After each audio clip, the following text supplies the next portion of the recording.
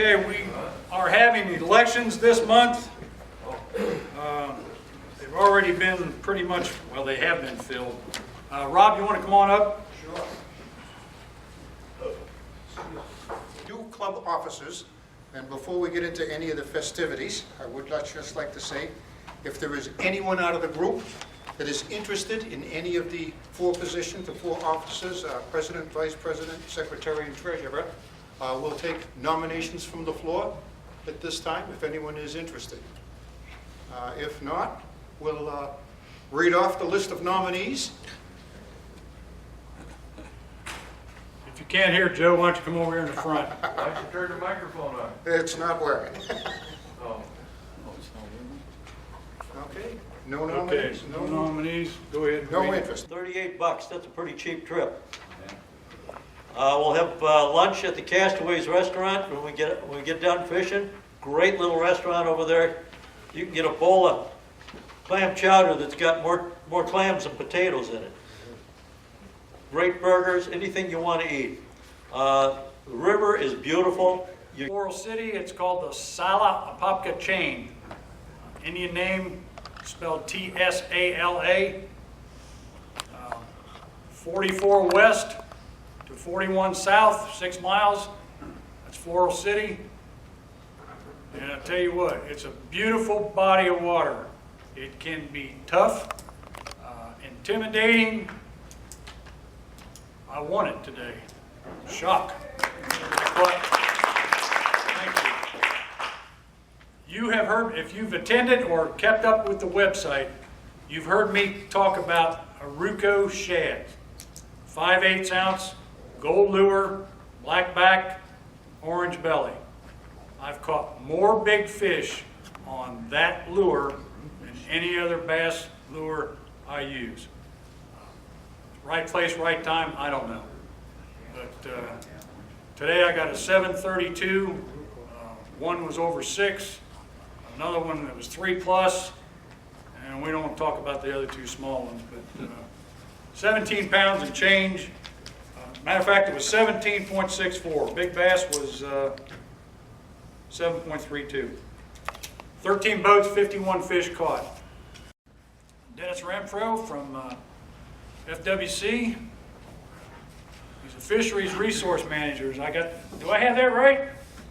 If you want to find out what's going on in the Harris Chain of Lake, in Lake County, this is the man we go see. Please have a warm welcome for Dennis Renfro. Appreciate you all having me.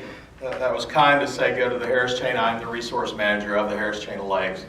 We have 4 major systems in the state of Florida that our agency has emphasized. Okeechobee, naturally as big as it is. The Kissimmee Chain, because it is hit hardest, has a lot of pressure and is noted for that. The Harris Chain of Lakes, which I'm over, and then your Orange, Lockaloosa, and those lakes up in that area are your 4th. Hopefully we can expand this program as managers to encompass the St. Johns River. I think that's great that y'all are going there. I used to do a lot of my work on the St. Johns. 150 miles of river, flows north, and it has the most diversity. You can find everything from largemouth bass to redfish in there, to fish that you have to look on your books to figure out what they are. And it had, over that time, quite a commercial fishery. We noted in part of Florida, we have such many lakes, 1,300 in Lake County. As you go to somewhere like Crescent City, it's noted as like the black crappie capital. And you go to Willac and some of those areas, it's known as the largemouth bass. Lake Apopka used to be known as the bass fishing area. If you ever get down to Winter Garden and go by the lake area, it has, to me, what is the most unique thing that you see in Florida. You think in the 1940s and 50s, with the small boats that were utilized they actually dug lagoons in the south end of Lake Apopka where people would pull their boats, put them in there, and then go stay in what is still called Trailer City. It's a trailer park right there on the shore. So we do have that ability to to go to about any type of place in the state and enjoy. What I wanted to bring you today is a major project, a major undertaking that we're doing. We're very fortunate to be able to partner with other agencies and so this is the one that I'm in charge of. First I wanted to bring to you the Harris Chain of Lakes, and there's a unique part of the Harris Chain. It's one of the top 5 in the state, but it has something unique in this. But this is a ridge that runs along this side. This is like a Popka and a ridge on this side. So if you set out on the middle of the lake, you could actually look around it and I know most of y'all are from northern states that have mountains and all, but you look at Mount Verde and it actually has, you can tell a different change in elevation. Well, that's a good and bad, but that is the start, is like a Popka. And then it goes into, we have Dora, Eustis, Harris, Griffin, and here where the star's at is what we're discussing today. And creating new opportunities. So in the 1950s, a levee system was constructed, and it isolated 10,000 acres of marsh from Lake Griffin. And the marsh was drained and transformed at that time into productive farmland to support the increased need for the agricultural. And the areas 1 to 8, each of these, we now know them as 1 to 8. They were actually separate farms, the Lowry Brown, the Knight South, Knight North, Walker, the Eustis Muck, Long Pond. There's actually, where it says Cabbage Hammock, there's an old cabbage barn that's still there. So quite a bit of that history is still in that area, but it's also isolated. So in 1991, the state of Florida purchased all this for $5.8 million.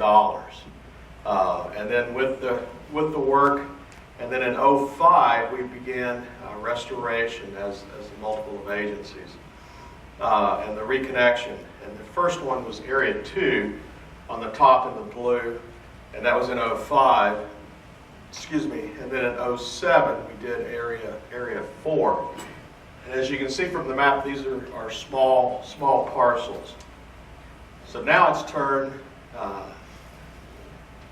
for 1,000 acres. 1,000 acres doesn't seem like much when you look at lakes the size that we have. But you look at 1,000 acres, that is the marsh that feeds the good water into the lake and benefits it. So we're going to basically open to where that area will come back into the lake. From us, we have about $850,000 that we're putting forth to this. This project consists of 2 phases. We're right now in phase 1, and this is the breaching of the internal levees. And that's going to be breached at 6 locations, and it'll remove the surface of the interior levees and then create a 30 by 15 foot habitat islands. Then each island will have about 15 trees, which will be cypress, maple, potash, whatever we look at would be best, because that will be out of the water at that time. And then with a slope off of that so that we can plant emerged out of the water vegetation and then submerged vegetation to help benefit the fish and wildlife in that. Interior, the areas also that are in yellow that go north, south, east, west. And this east-west was the airstrip. Was the simple name. It's known to everybody in the area as the airstrip. It's where the planes dropped in, got their chemicals, pulled up, and sprayed the farms. So this was highly used area, the east-west. And if you can see this, whoops, all right.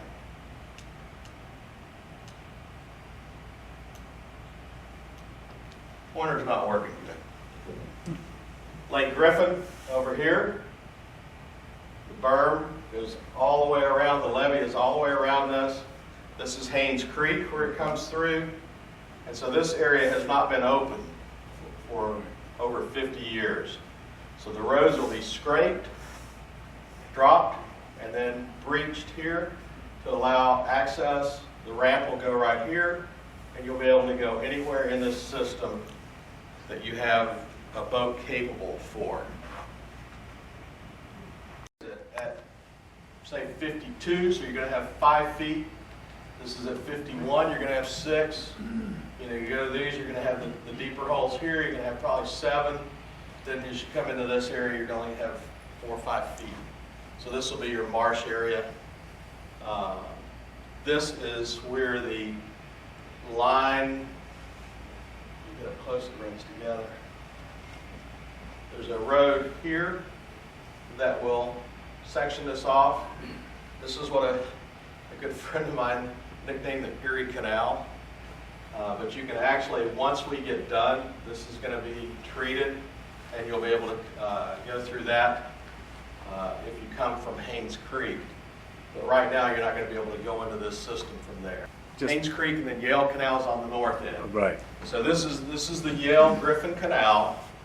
Yale's over here, which really doesn't ever get to the elevation enough to flow. And then area 2 is right here. And there's breaches on this area, which is highly productive. Then Haynes Creek is down here. So put a boat ramp in here. We'll have a large parking area here.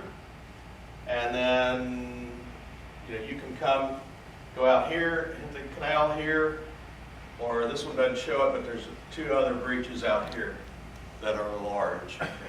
That'll get you in and out.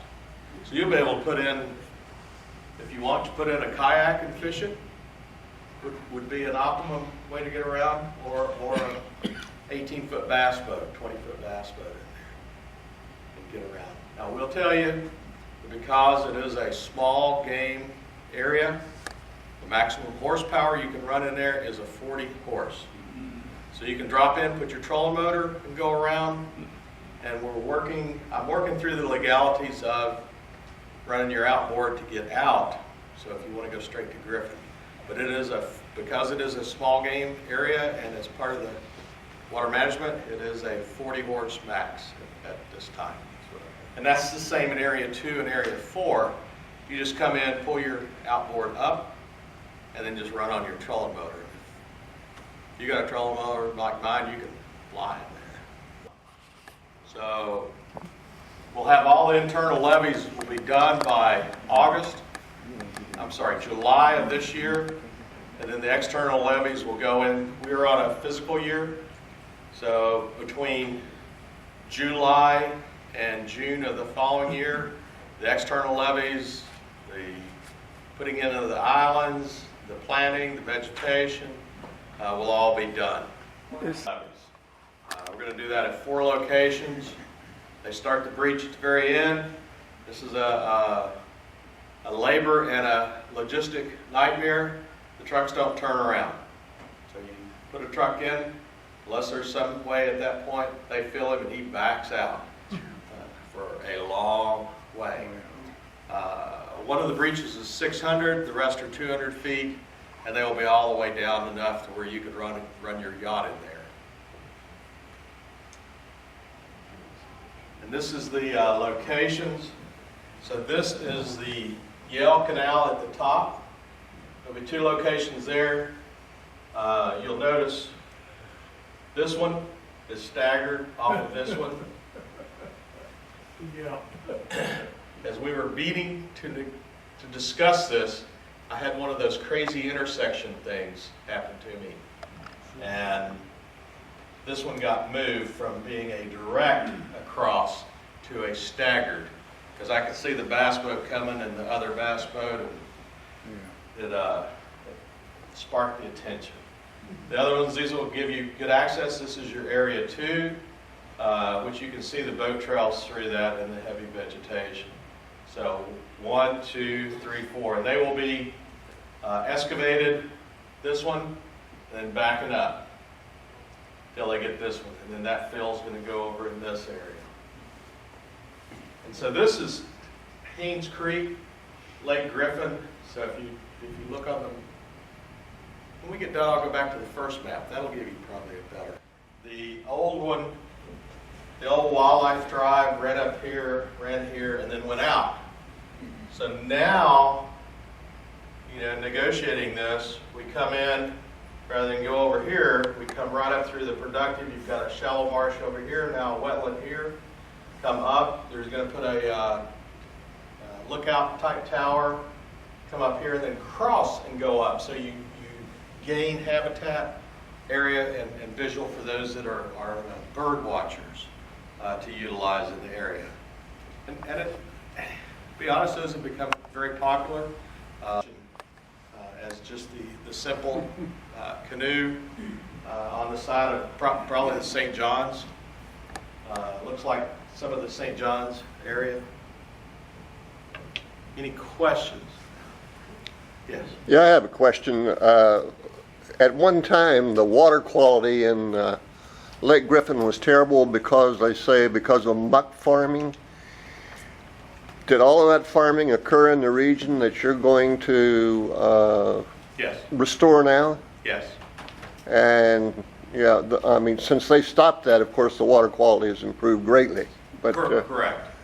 Correct. well, They were that's pumping good. water in and out. Yeah. But you know, you've got the